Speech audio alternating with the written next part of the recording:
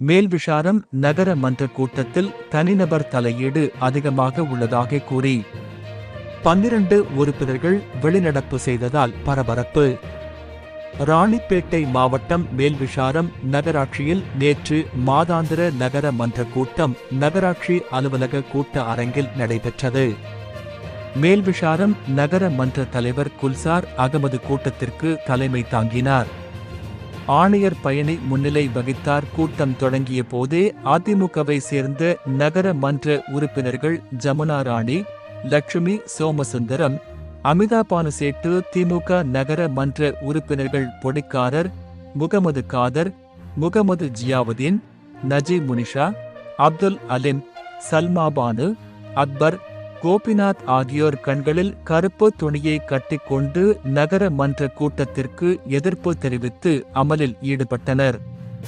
அப்போது கோரிக்கை அடங்கிய மனுக்களை ஆணையர் பழனியிடம் கொடுத்து வெளிநடப்பு செய்தார்கள். அதனைத் தொடர்ந்து அவர்கள் செய்தியாளர்களை சந்தித்து பேசும்போது மறைந்த முன்னாள் நகர மன்ற தலைவர் எஸ்டி அமீன் உறுப்பினர்கள் இடையே கருத்து வேறுபாடுகள் இருந்தாலும் அனைவரையும் அரவணைத்து சென்றார். தற்போது உள்ள நகர மன்ற பொறுப்பு தலைவர் குல்சார் அகமத் தனக்கு சாதகமான 4 நபர்களை வைத்துக்கொண்டு அவர்கள் சொல்வதை மட்டுமே தீர்மானத்தில் நிறைவேற்றுகிறார். வார்டில் உள்ள குறைபாடுகளை கோரிக்கை வைத்தாலும் கண்டுகொள்வதில்லை.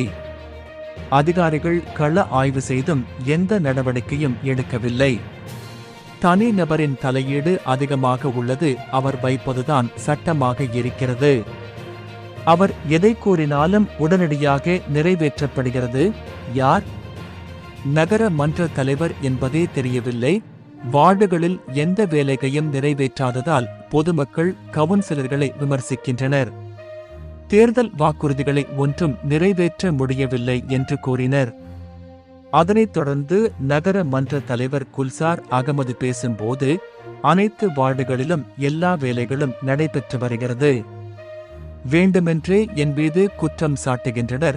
அனைத்து வார்டுகளிலும் நிறைவேற்றிய வேலைக்குரிய ஆதாரங்கள் என்னிடம் உள்ளன என்றார். நகர மன்ற உறுப்பினர்கள் வெளிநடப்பு செய்ததற்கு வார்டில் உள்ள பிரச்சனைகள்தான் காரணமா, அல்லது வேறு ஏதாவது காரணம் உண்டா என்று ஆணையர் பழனியிடம் கேட்டபோது அதற்கு அவர் நீங்கள் அரசியல்வாதிகளிடம் தான் கேட்க வேண்டும் என்று தன்னுடைய பேச்சை முடித்துக் கொண்டார்.